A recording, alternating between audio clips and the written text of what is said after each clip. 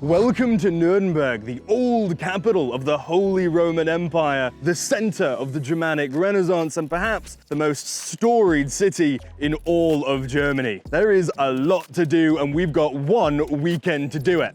So let's dive right in.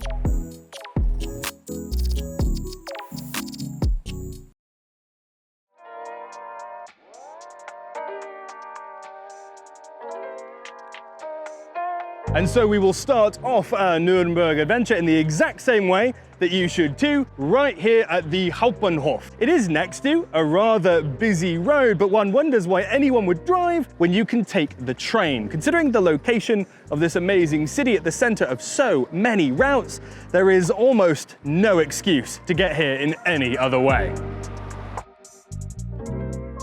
And as we cross the road to enter this fabled city, there is a choice to make. There are two ways to enter through the city walls, and I'll let you guess which one I would prefer. The first, down this path, takes you to the entrance of the high street. The second takes a drawbridge into the fortified walls themselves. There's no doubt which way is better. And I can barely contain myself from breaching the city walls immediately because I am so excited. But there's one more thing I want to call out because I don't think we're gonna have time to do it today. That's the moat itself. Underneath our very drawbridge and feet, you can go down in this beautiful little green space, and I really want to, but today's gonna be pretty jam-packed with a lot of walking, so I think we need to go into the city first.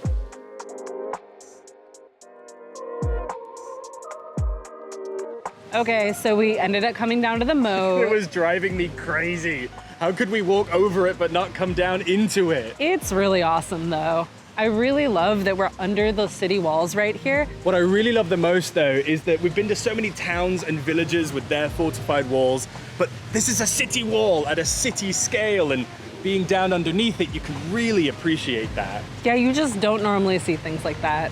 Would recommend.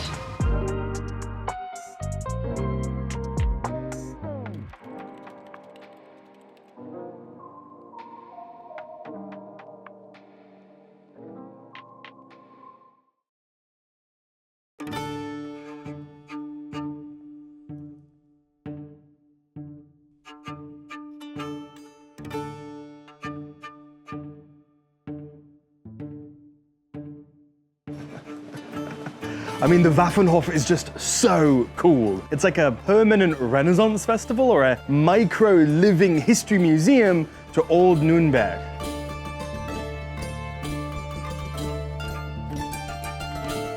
And this is also where they hide their tourist information building. It's just so thematic and cool. So if you're looking for a town map or any cool hints and guides from the people who work and live here, it's a good place to stop.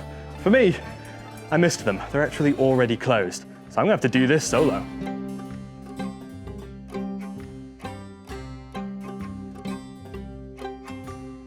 The only problem though is that we've walked just 50 meters from the train station. I'm in the mood to stretch my legs, yet the Waffenhof is arguably begging me to sit down and have a beer, but I just can't do that yet. There's so much more to explore. We can't stop now.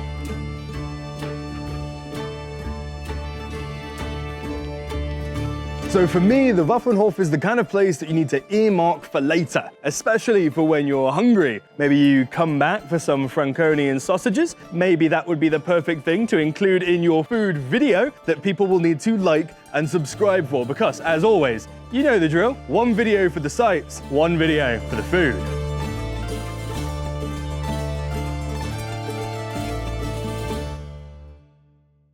But for now at least, as we exit the Waffenhof and enter Nuremberg proper, it's about time we start this video off the right way with a damn good walk.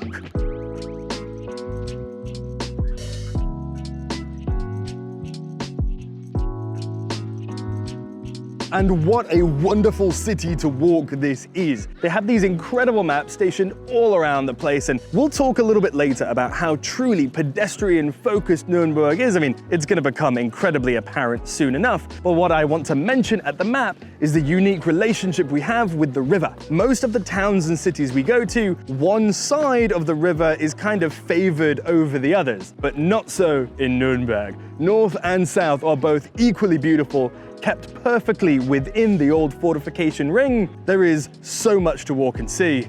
We need to get moving.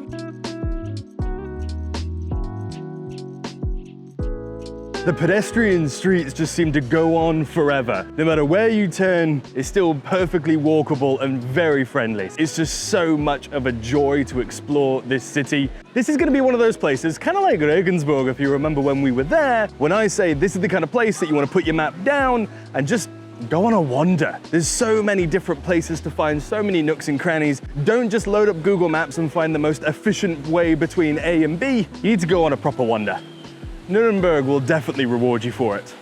And if you do get lost, I mean, they've got those lovely maps situated everywhere anyway, so you'll be fine.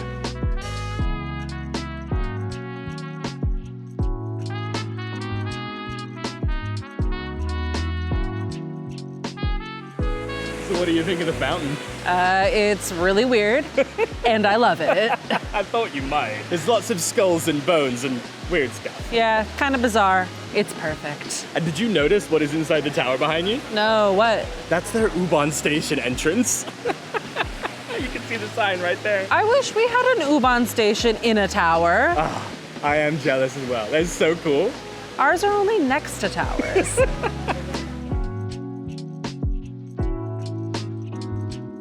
Not to say that there aren't any cars. I mean, sometimes there are. They do need to come through. But if you look at the way that they've done this road and the way that people are interacting with it, there's quite a lot of people jaywalking, if you will. And that's because the cars have to drive slowly. There's tons of bike room. There's plant parts positioned in the way of the cars, so they can't just start booking it down the road. And honestly, it just makes everywhere feel so much safer to be around.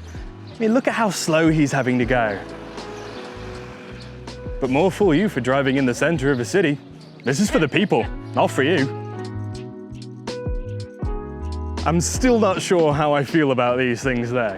It looks like a train, kinda. I think it looks more like a tractor really. Drives like a car, but at least it's slow and non-threatening, so I feel pretty mid about it. Maybe I'll ride one day. I'd probably enjoy it.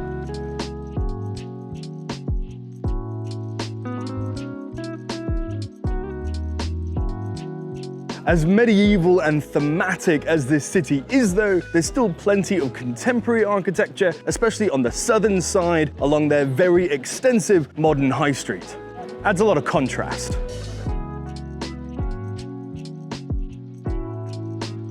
And I think that's really cool because in that way, it makes it feel like this is a city still lived in with people today who've got their chores and shopping to do, and not just people who lived here 500 years ago and are long gone.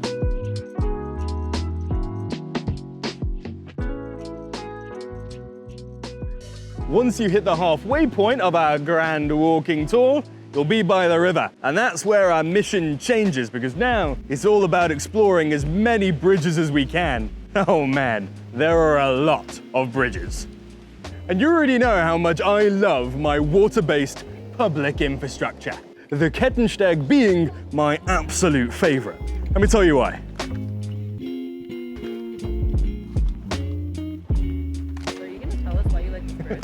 So why don't I love this bridge? I mean, I love everything about it. I would do a 30-minute special on just this bridge if you'd watch it, but you probably wouldn't. So the short of it is that, for one, I love that it's a modern steel cable suspension bridge. I just think that's really neat and gives such a big contrast to all the wooden and stone bridges that, well, the rest of Nuremberg has. But really, what I love the most is where it stands, because we are on the westerly edge of the city's fortification walls, and I love anything that lets me walk along a fortification wall. Even better than that is this exact route spanning the river with the little island in between. between is incredibly historical, dating back well prior to 1491, when Albrecht Dürer, who we'll learn about him later, did a very famous wooden print of the wooden medieval Renaissance era bridge that used to span here. And so, unfortunately, that really wouldn't hold up to the flooding that this bridge experiences nowadays. So a more modern steel cable is way better, or steel chain perhaps.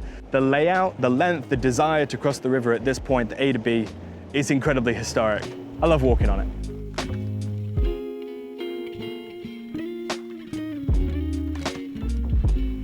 What do you think though? Do you think it's awesome? Yes. Please say yes. It's absolutely fantastic. I love this bridge so much. And I love sharing this bridge with you. Better be, for how long it took to film. We've been here for a while.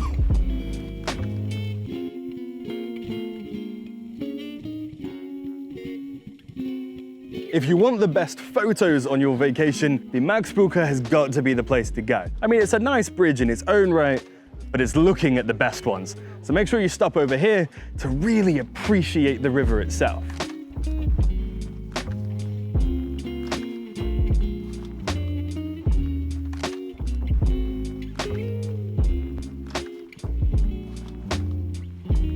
The most iconic, though, has to be this absolutely stunning wooden covered bridge. It is just something else. Should we move here? I know it's a cliche and everybody says that when they go on vacation, but I feel it so much whenever we're in Nürnberg. Oh, I agree. I remember when we came here 5 years ago and I saw those apartments and oh my word, I've wanted to live there ever since. Yeah, it'd be so good for cats. Okay, now I don't want to freak you out, Uh-huh. but there is an owl in here. We where? It's just a plastic owl. It's to scare away all the pigeons from like pooping on people. One, it's not working. It's not working at all. And two, I hate owls. They're so scary. That's so God, mean. Owls are lovely. scared me. Oh, Did you really? yeah, my heart. I'm so sorry. But yeah, come over here. You can. It's just a little plastic owl. Oh, I don't but like that owl. Really? Oh. See, I'm not the only one scared of animals on here. Oh no, Camille, it's happened. There's a snake. Oh no. Oh no. Oh no. Is it an owl? It kind of looks I like thought it was a... an owl. I mean, it's carrying post, right? I don't think that's an owl. It has to be. No. You would never ask a hawk to carry I'm pretty post, sure that's right? a hawk. It would be a pigeon or an owl. There's egg on your face. Speaking of something less scary, longtime fans of the channel will know that we have spent a lot of time traveling. And we don't normally like to show you guys the behind the scenes drama, but something that is a continual problem is where to find cellular data. And look, we pretty much have to use our cell phones when we're traveling, whether it's booking a hotel, reading restaurant reviews, or using Google Maps to get around. You don't want to be racking up a huge roaming charge or using your precious vacation hours to go to an eSIM store. I would know because unfortunately, we had to do that when we were traveling in Turkey. We ended up stopping 3 separate times at cell phone stores to buy an eSIM card. But that's where Airlo comes in. With over 10 million travelers worldwide, Airlo is an eSIM store that solves the problem of high roaming bills by allowing travelers to buy digital eSIM cards. With Airlo, you can download digital packs from over 200 countries and regions and be ready to go when you land. The whole process is actually really easy. Even I can do it. Despite having a YouTube channel and being married to a programmer, I'm actually really bad at technology, but I found the whole thing quite simple. All I had to do was download Airlo, choose my eSIM plan, install it, and then activate it. We actually used Airlo long before, back in February when we went to Georgia, if you've watched those videos. And this was long before they contacted us, so you know we love these guys. The app just saved us so much time and money because we could walk right off the plane and straight into filming. Plus, Airlo is completely digital, which means no plastic or packaging waste. So if you have a vacation coming up, download Airlo today and use our discount code. It's amazing. Once you finally cross this iconic, beautiful, scary bridge, you could be fooled into thinking you've made it to the other side of the river, but you have not. In the middle of the Pegnitz sits an island well worth exploring. Starting off with the Henkerhaus, or the, executioner's house? Bit of a dark turn for this bridge. Unfortunately, it's closed at the moment when we're here, but I'd highly recommend checking it out. Once you're over here, I mean, the views continue to be stunning. There's so much more to see. And there's the Nürnberger Bratwurst Museum, which again, unfortunately closed. It looks like a lot of fun, but frankly, after the food video that we're about to shoot, I think the Bratwurst Museum is gonna be my stomach. So I don't know if I need any more.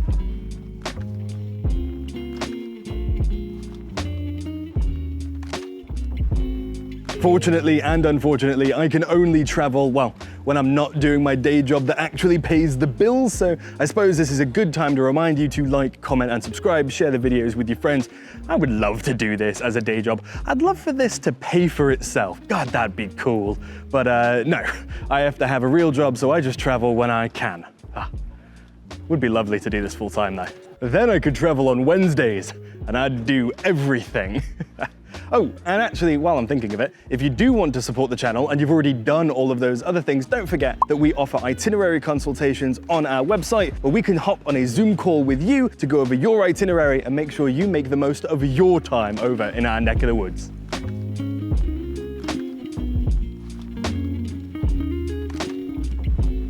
Just want to say real quick, just want to pop in for an unscheduled dialogue. He just got recognized by an absolutely lovely gentleman who was a fan of the channel. And I want to remind you that you can always say hi. Why not? Especially if I look busy or if I'm with friends, especially friends or family, and you just want to make me look really cool. That is the creepiest knockoff Mickey and Minnie Mouse I've ever seen. Wait, where? Right over there. Oh my God. Isn't that horrifying? I'm just so creeped out though.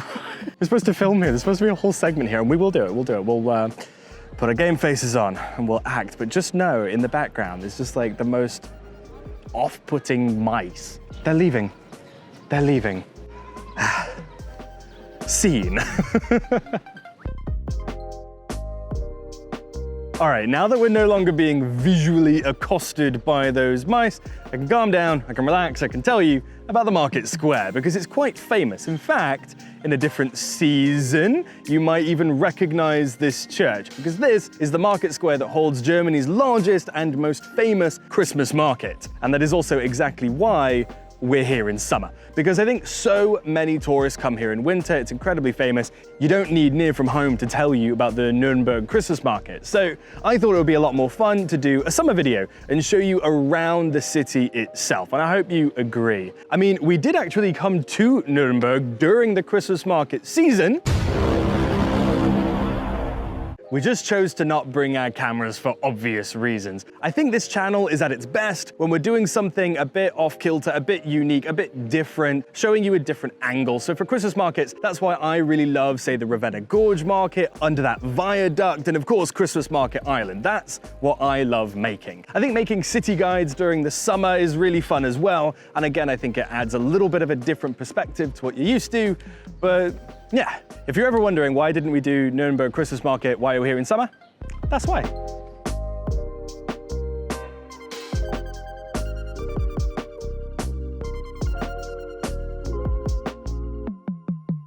But if you ask me, in all of Nuremberg, there is only one street that I find to be the most beautiful if you're looking for that charming medieval half-timber Fachwerk ambiance, and that is Weißgebergasse, and it is just incredible. What more do you need me to say about this street? If you want a really beautiful picture with that half timber, they go so tall, they're so beautifully painted, so well preserved. It's gorgeous on this street. And if it was a little hotter, it would be the perfect place to get an ice cream. There are so many cafes dotted around here.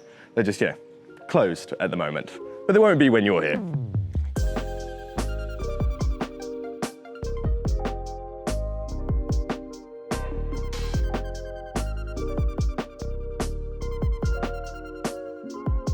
And it might seem a little bit silly to just call out one street in particular and say, oh, you have to walk on that one, because I haven't been giving you that many street names today. But I actually think that this place in particular is really easy to miss. It's off closer towards one of the walls, right on the outskirts, if you will. It's not along that center kind of tourist trodden drag that you'll be going down. So you could miss out on this, and I hope you don't.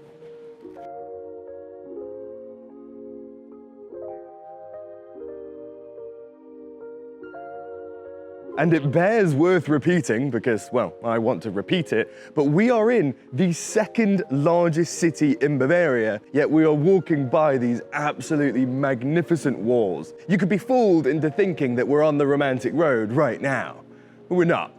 We're in one of the biggest cities. And this right here has to be one of my absolute favorite spots in the entire city. On the exact opposite side from the train station itself, it does take a little bit of a walk to get here, but I think it's completely worth it. I mean, just look around, the castle looming above us, all of the fantastic Fachwerkhäuser, and of course, the city wall. You know how much I love a city's fortified wall. This is just an amazing place to relax, look around, and soak it all in. However, perhaps the most famous place within this square, at least arguably so, is the Albrecht House, a museum to Germany's most famous real artist. And as many times as I've been to this square, I've never been into the museum, so it's about time we change that. Albrecht Dürer is an extremely prominent German artist who is largely credited as the most significant figure and most successful artist in the German Renaissance. It wouldn't be wrong to think of him as a sort of Leonardo da Vinci figure. In fact, they were even pen pals. And even if you still don't really know who Dürer is, you've definitely seen him before. Unlike most structures in Nürnberg, Albrecht Dürer's house is one of the few true surviving buildings from its time, and we are so lucky to be able to experience his paintings and engravings in this historical home.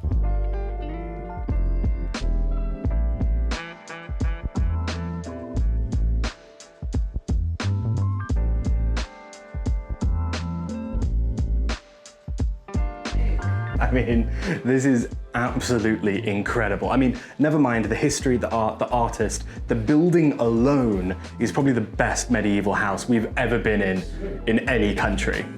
That's saying a lot. Whoa! You're inside, essentially. I mean, obviously this is the kitchen, but you've got the whole flume as well. Whoa. That is very cool. This room is fascinating. Not just the pots and pans, but also the privy. I don't know if I would recommend cooking and relieving oneself in the same building. You thought it was the bucket? No.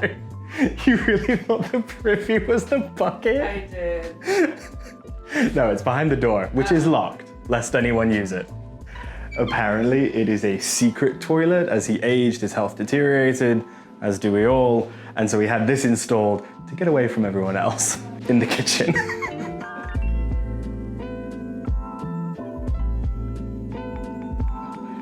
And I mean, with this view, I mean, this has probably been the best house in Nuremberg for 600 years, and I don't see it changing.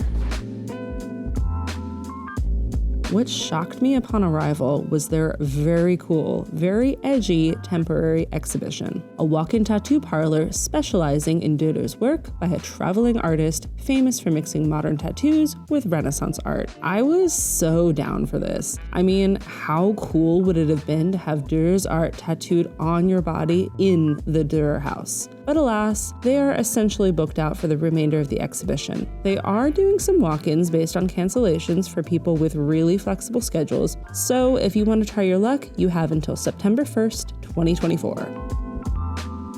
That was absolutely incredible. And you know, I went in blind, so I didn't have any expectations to be exceeded, yet still, I am just in awe of how much fun that was. And like the house itself, it had so many layers to it. From the architecture, the location, the art, the artist, and it all being recontextualized with modern tattoos, that was awesome.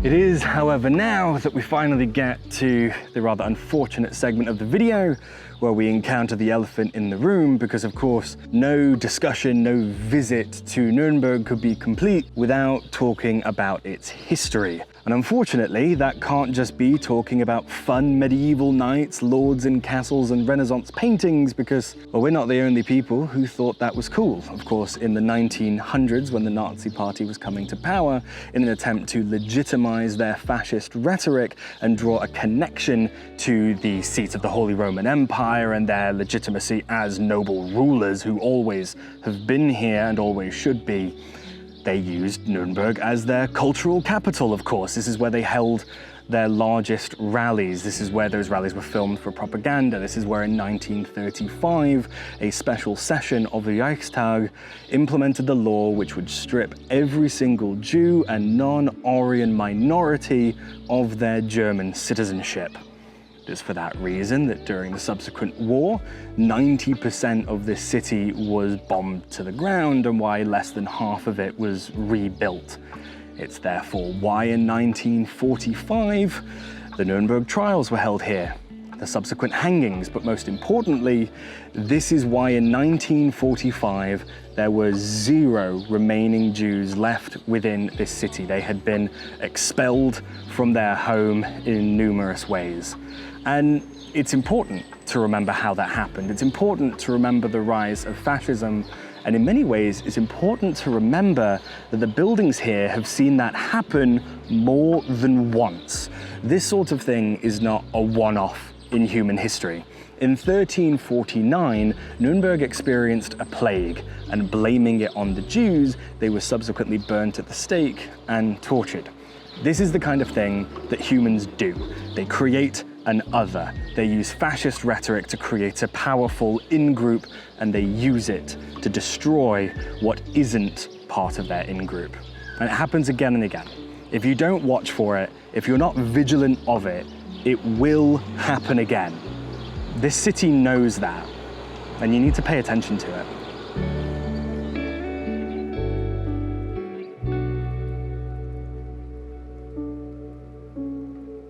It's really difficult to know how to handle that topic in videos and video production, because on the one hand, I do want to just make a fun guide for you, for your vacation, to show you around. But on the other hand, who am I, who are we, to ignore something so important? So I hope you don't mind the inclusion of that in this video. There's a lot to learn from it, but I don't want to end it on that note. That would be really awkward and a little bit unfair, because there is hope. Because we can do better and we can enjoy things without being fascist about it. So let's go to the top of the castle for a beautiful sunset and end this video off right.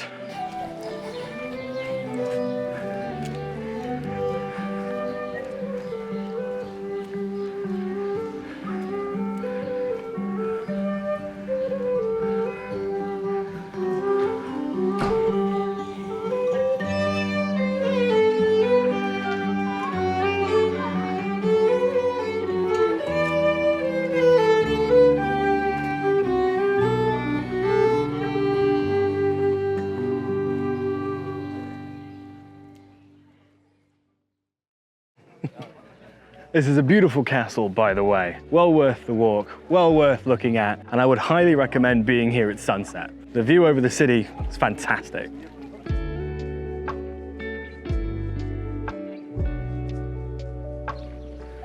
What more could you ask for? Thank you so much for watching. I really appreciate your time, and I will see you in the next video, wherever that might be.